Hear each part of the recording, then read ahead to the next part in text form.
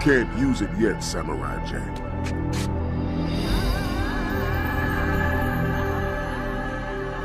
Not yet. Not yet.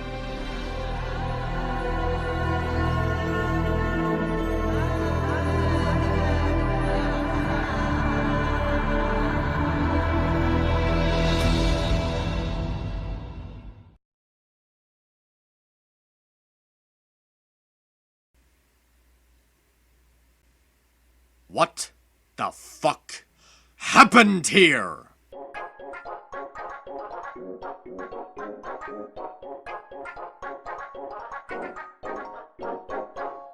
Yeah, I know a lot of you are gonna piss on me for saying there's a bad episode of Samurai Jack, but believe me when I say, I have my reasons. I was really hoping that it wouldn't come to this, but right now, it feels like Season 5 completely dropped the ball with this one. This episode is presented in an approach that's so typical, so awkwardly paced, and so not something that Samurai Jack would do. I'm sorry, I gotta call bullshit on this one. Instead of doing the usual shtick I've been doing up to this point, I'm gonna talk straightforward about what just annoys me about this episode. Part of me was dreading about the possibility that something like this would happen, but then I thought to myself, this is Samurai Jack, one of the greatest shows ever made. I had full confidence that Gendy was capable of figuring out how to take the pacing into an interesting direction, instead of doing the typical and obvious thing it was going to do. And it just might be one of the biggest middle fingers I have ever seen in any form of fiction. Firstly, the pacing feels like it's just being dragged out. Unlike the other episodes in the season that had a solid flow and speed in some shape or form, this one felt like its progression was too slow, putting far too much attention on Jack and Ashi's shitty romance subplot. And trust me, we will be coming back to this later. It wants to have a natural flow, but because of how typical the story is, it can't be. It spends far too much time stating how predictable it's going to be, which takes away the feeling of suspense and tension.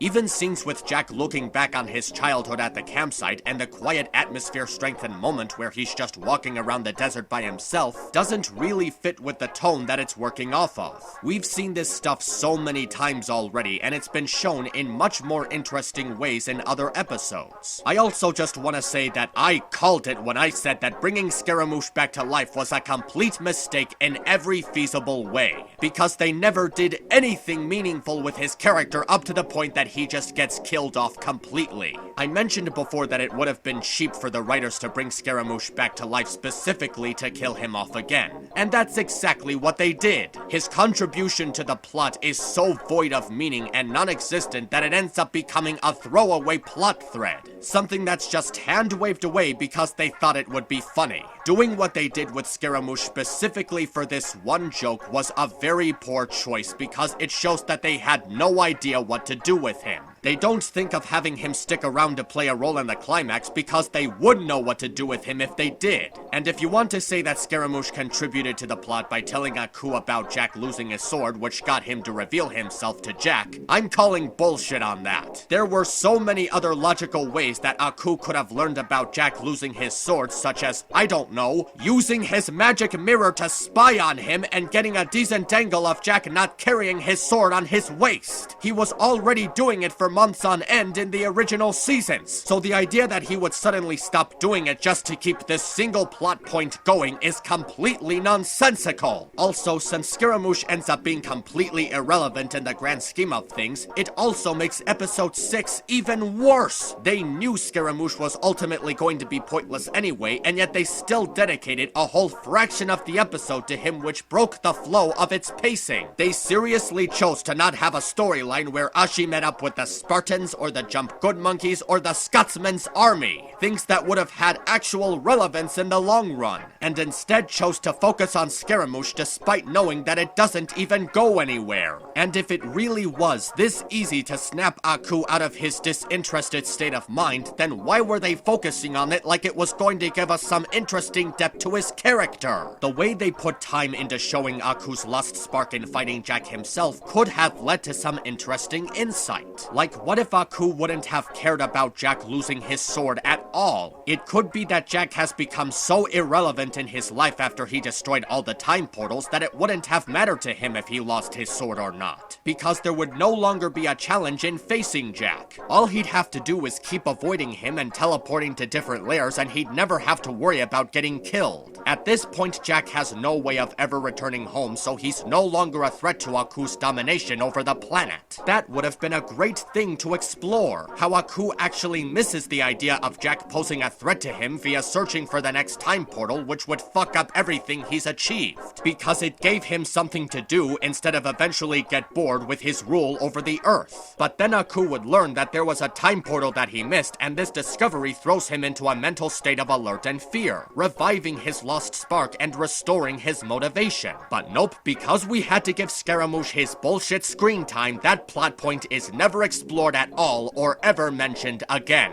They could have at least put in Aku seeing Jack about to go back in time by using the Guardian's portal, which would have slightly contributed to the ideas I just stated, but we can't have that either, because the Guardian and his portal are fucking gone! That's fucking bullshit. And I'm not saying this as someone who was hoping for an epic rematch between the two. On some level, I was willing to accept that something may have happened to the Guardian in the last 50 years. But the way they do it literally retcons the entire episode this scene references. The portal wasn't just a gateway into the past. It was an oracle, a device capable of foreseeing and predicting the future. At the end of the episode, we're explicitly shown that Jack will eventually get to use the portal when he's ready, and the Guardian respects that eventual outcome. But now he's supposedly dead, and the portal has been destroyed. What the fuck is that even supposed to mean? The portal directly prophesies that Jack was the only one capable of defeating the Guardian and using it. Was it that the prophecy was just wrong the whole time and someone else defeated the Guardian and used the crystal to travel through time? We don't know because there's no fucking explanation for what happened.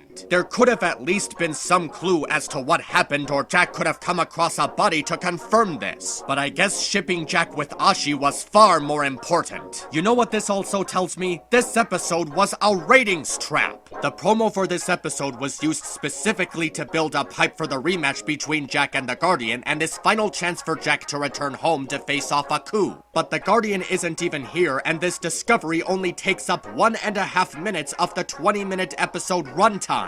So they basically lied about what was going to be featured in the episode. There's also this twist surrounding how Ashi was born from some kind of potion that was drunk by her mother, created from Aku's essence. But it's never actually clear as to how this even works. In a previous episode, it's been shown that consuming any essence of Aku turns you evil. A piece of his essence builds up inside your body, and you gradually become one of his clones. How the hell does that get a woman pregnant? There's no elaboration as to whether Aku was giving them a different spectrum of his essence, or if there's a difference with the essence coming from him while he's running a fever. And I highly doubt that the stuff was sperm, because the show wouldn't be rated TV-14 if it was. It was originally assumed that Ashi's mother was simply pregnated in the name of this cult, but I would have accepted that she was Aku's offspring in some way. But the explanation given here is so bare bones and lacking any kind of insight that it just feels like something Gendy pulled right out of his ass. But truly the worst thing about this episode is how it turns Jack and Ashi's romance into a book of crappy cliches. It immediately begins with Jack assuming his presence is a danger to Ashi and how he feels he needs to keep himself away from her to keep her safe. But she follows him and tells him that Jack doesn't have to worry about that, and reassures him that they can continue to make a difference together. Right before Aku shows up, finds out Ashi is his descendant, and brainwashes her into becoming Jack's enemy. Seriously? They actually went with these shitty cliches? The my presence is a danger to her, so I have to leave her cliche? The something bad happens to the couple right after they confess their love cliche? The I can't choose between saving the world or the one I love cliche? Come on! Gendy is supposed to be better than that! It's cheap enough to start shipping a couple in a narrative only to have something bad or tragic happen to them immediately after just to jeopardize the relationship. Unless it's the purpose of the story's themes. I've seen it several times over, and each each time it just feels like a cheap and lazy means to create artificial suspense and tension. But even then, it doesn't make sense that Jack would abandon Ashi because he thinks it would protect her. Jack and Ashi have been shown to be each other's equals, so any danger that Jack comes across would be no less threatening to Ashi than him. As a matter of fact, having Ashi around would increase his chances of survival. And furthermore, wouldn't abandoning Ashi to be by herself make her more vulnerable and more susceptible to being killed? With that in mind, Jack's intentions of protecting Ashi make no fucking sense. But even if we just assumed that Jack was being paranoid for her safety, think about what he just did. He restored his confidence after years of doubting himself by reclaiming his sword and balancing out his emotions. So this sudden feeling of insecurity kind of undermines the development he just went through. And then there's the issue with the ending in which Aku manipulates his DNA in Ashi, turning her into one of his minions. It concludes with the most obvious dumbass writing shtick this could have ended with. Jack chooses not to kill his love despite that the potential future of the world lies on the outcome of this fight. He surrenders and Aku takes his sword triumphant over Jack's broken spirit, and I just let out a sigh of aggravation that they seriously chose to go through with this. Really think about how small the stakes are here. Considering everything that Jack has endured up to this point, this is the most fabric and lazy way to make him give up. In the beginning of the season, Jack lost his spirit because Aku destroyed everything that made him who he was in an instant. His way to his own time was forever gone. He would never see his family again. His home will remain in ruins. He was tricked into killing innocent creatures. He lost his sword. And his trauma over all of this piled up until his mind was shattered, creating a pessimistic version of himself that's been haunting him over the last 50 years. That is a lot of pressure on Jack's spirit, and it creates much deeper stakes for him to overcome.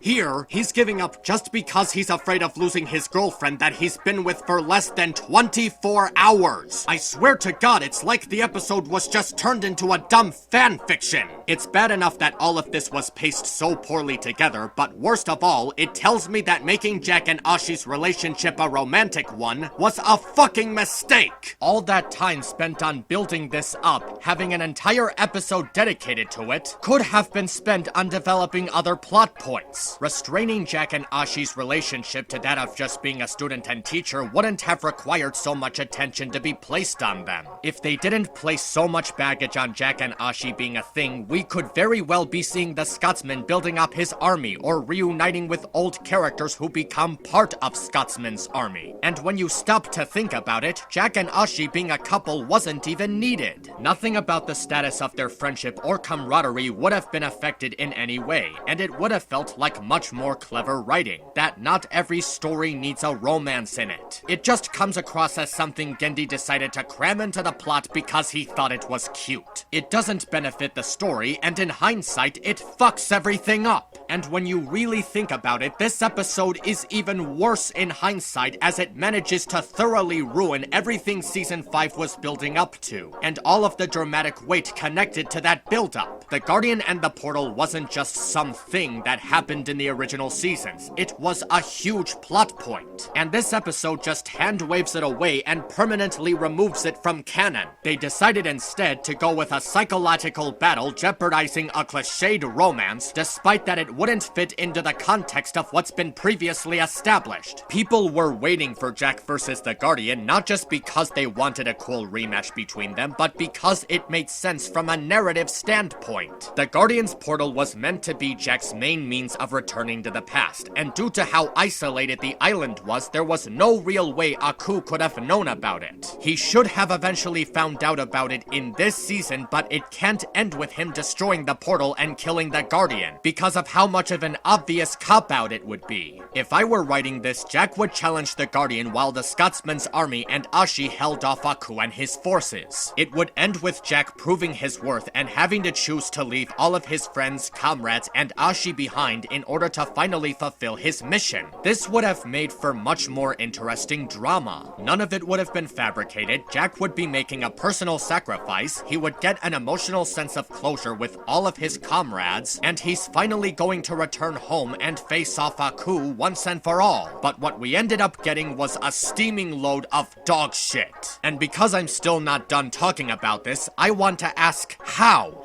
How did Jack come across the land of the Guardian on fucking foot? There was a giant body of water surrounding the island. Giant bodies of water don't just disappear, even in a time lapse of 50 years. There's no way Jack could have gotten there without at least coming across the traveling creatures. And there's certainly no way Ashi could have followed him there because she'd have no clue as to where it is. How can an episode of Samurai Jack be this fucking stupid? It's like someone shot Gendy in the back and took over the direction and the writing in the wake of his assassination in a personal mission to directly piss off the entire fan base. I know I've been going on and on about my disinterest in this episode, but that mainly comes from the fact that nothing of actual interest happens in this one. The story is badly paced, the writing doesn't feel subtle on any level, it actively contradicts a chunk of the show's universe while rendering several plot points completely pointless, and the plot feels far too cliched for a show with the universally acclaimed reputation it's received over the years. This is as predictable as Samurai Jack has ever been.